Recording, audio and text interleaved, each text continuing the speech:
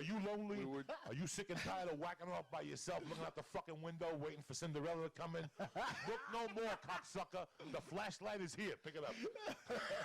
You too could fuck one of these things in the ass, in the mouth. You could fuck it wherever the hell you want. You just close your eyes and you're there. Open up the flashlight. Show them what's inside. It's a clean, white little monkey, shaven. The asshole's clean, no hemorrhoids. That's how they do it over there at the flashlight.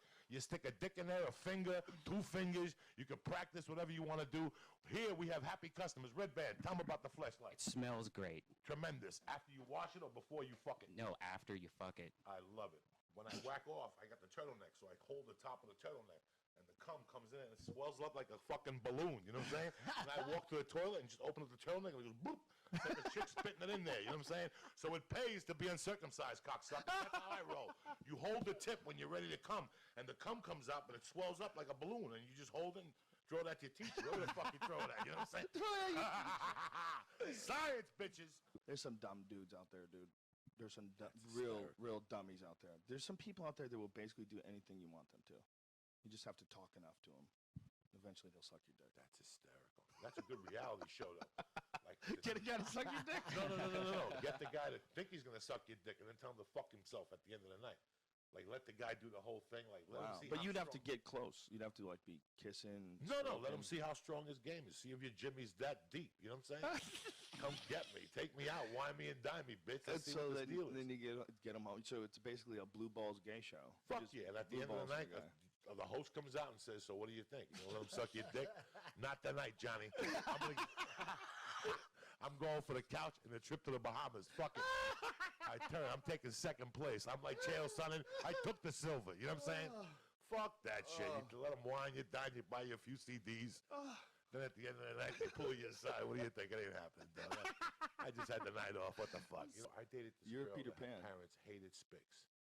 Really? Hated fucking Spicks. And they get mad at you? Oh, they would say it right in front of me, but the chick was so hot, I didn't give a fuck. They You would can say hate Spicks all you want. They would say it? Like, what would they say? On the way out the door, I would just knock on the door, and they'd open the door and just walk away from me. Oh, my God. And then she'd come out, and then she'd go, fuck you, Mom, or whatever. Shut up, Mom. But one night, I'm in her porch fingering the shit out of her for like 10 minutes, and all of a sudden, I turn around, and the father was right there, bro. Oh, my God! He was like red in the face. I just took my hand out of those pair of jeans, and I just fucking went. I never called her again. Nothing. I seen her like years later. Her brother hated me. He was a fireman, but they couldn't do dick to me. You know what I'm saying? To be forgiven. It's like you might be ruining my fucking daughter's life right here. That's what that is. Like, you just might fuck everything up. Forever. You're probably going to get her pregnant. I'm going to kill you, all the work I've done, and now you're fucking it up, and you don't even love her. You probably tricked her. You know, probably there's lied to different her. situations. You've been with her for 2 years, and the father walks in. He likes you. You're going to have sex. I mean, after 6 months, you figure that they're having sex. Yeah. But in the garage, it's all different, guys. And that's why with daughters and wives, man, and I wouldn't beat the fuck out of the kid because I'd be a hypocrite. How many people I fuck and eat behind the high school? I remember one time I even dug in the snow thinking I was going to fuck this chick in the snow. I dug a little hut behind the fire department in North Bergen. You know, I'm a freak, Jack. You're going to fuck her in the snow? In the fucking snow. But the night before, I was fingering her, eating a little monkey, and the next day I got like 12 feet of snow. That wasn't going to stop mad flavor. When you're full of testosterone, you're 14. I called her. That's the thing about kids. They accelerate. They kick it to the next level. They finger in one day, the next day they're fucking. In the daytime with a shoveled the little patch where we were partying the night before, and I thought I was actually going to fuck her. I was even happier because I was going to have my own sexual igloo. You know what I'm saying? You know how Papa rolls? I'm going to have a sex igloo. I'm going to roll how I do in Alaska, motherfucker. Right, Joey? Don't you think? New Yorkers, no one's more aggressive than New Yorkers. There's aggressive people ever, but they're real aggressive in New York. You got to fucking go in New York. Man. Yeah, you got to go. People don't go like this in New York at a stop sign. Yeah. You know how they do here? Like, no, you go. Get the fuck, somebody fucking go already. You fucking moron, I got to get to the weed store. What the fuck is wrong with you? You know, that shit don't make, you know. I just don't want to shoot an animal. You know what? I don't want to either, but I eat meat, and I love it. I had a juicy, fat fucking steak last night. It was delicious. I had a juicy one for fucking I breakfast. love meat, man. You know what? I love it. I think it's a part of being a human being. I love pussy, but you don't see me shooting But no I don't bitches. think it has to. I love pussy, but you don't see me shooting a bitch in the head. How about the sketch that we wrote that they originally approved and they backed out of? We were going to do extreme sack fighting. You know that? It was funny because I'll never forget the day that all went down. Between you, me, and all three of us, I didn't want to fucking be there either. It was the worst fucking thing I was around. It was a bad energy, right? It was terrible. Bad energy. And I'll never forget that. I went, they made me rehearse, like jack-offs that they were. And the guy, Tom Giannis, came over and, oh, it's hysterical. We love it. Then the next day I go there, and now everybody's talking about it. It was hysterical to see all these fucking educated white people walking around like they didn't know what the fuck to do. He's going to take his balls out, and he's going to run, and they're going to kill, and that's it. So They all were arguing. I mean, you This should is have not seen the direction we want to go in. This is like a fucking horrid They situation. did not want it. Joe pushed this through with all his might. And all Nobody I wanted to do This it. is not a direction we want to go in. Oh I'm my like, you God. hired me to do what I think is funny. Oh, you told me you want to do so some crazy fucking bad. shit. We're going to do some crazy shit. And then they wanted me to be a juggie, a man juggie, and take a piss and show them my crack. And I was like, this ain't going to happen. I When just didn't Joey know how I came was gonna running tell out, you. yeah, they're like, we want to I put him didn't in know. makeup and everything. When Joey came running out, all bets were off. So- They had to shut up for at least that day. So we had to shoot 2 episodes that day. We had to shoot 2 episodes. And I was going to run through both of them. But even after the first one, even after they seen the laughter, they were like, it's not going to happen. But what got me was, I'm not familiar with this environment. I'm a fucking stand-up comic at the time. I had done a couple things, but I wasn't familiar with the whole other side of this business. Hollywood bullshit. Which is lying. Yeah. So the guy who was telling me to my face how funny I am, I catch him when I get off stage telling the Comedy Central people that it was tasteless and he thought it was terrible and he's going to tell Rogan how my balls aren't funny. And I Yep, I bust know. the dude.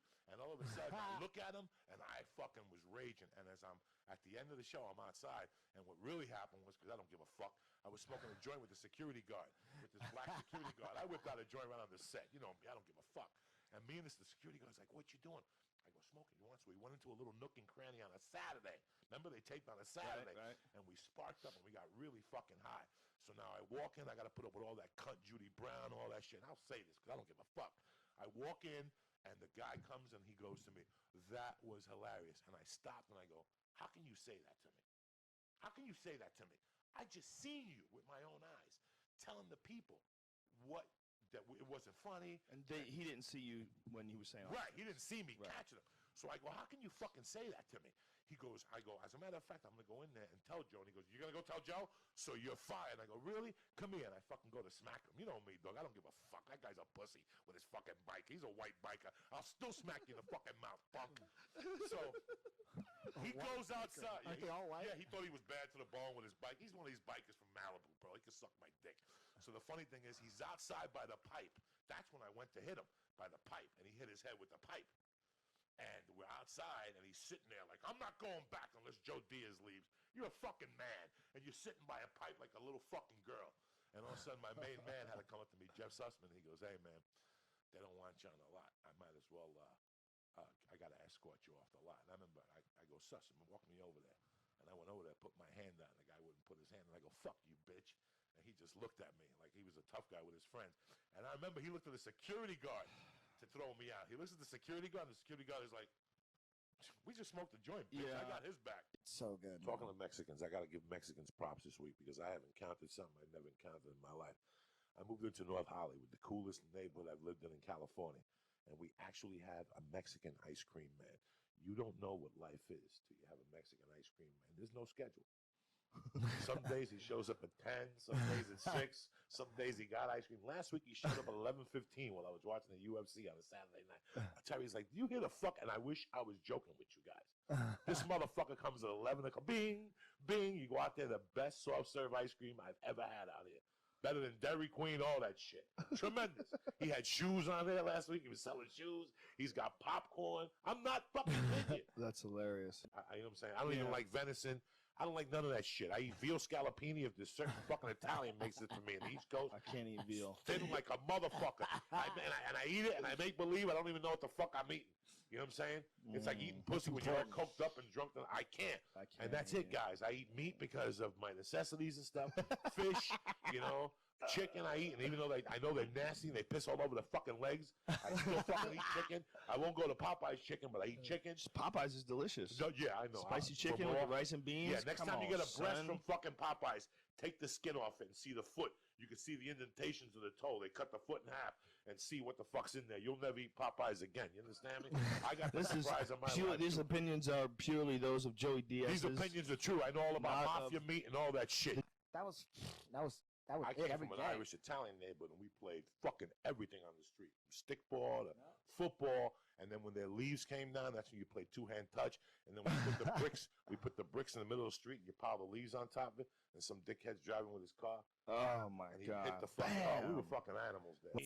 How much of who I am is my environment? I'll tell you what. When I was a kid, I didn't buy into the Boy Scouts.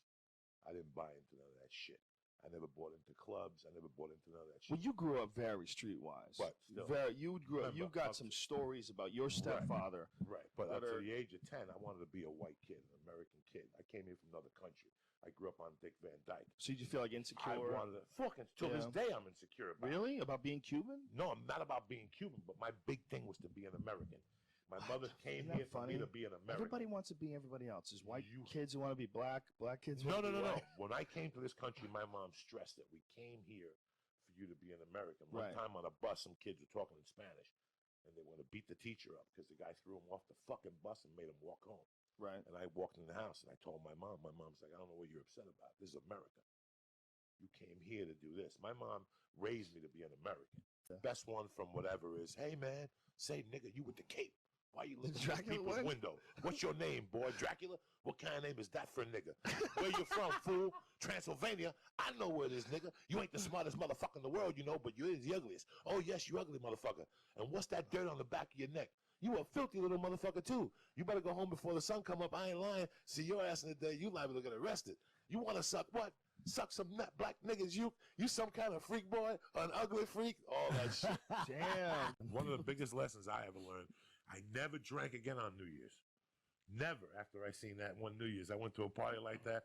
It was very chill. Everybody was having a good time. And also one of my buddies couldn't drink. He started drinking, and he started spitting on the floor. Oh, no. And the person said something to him.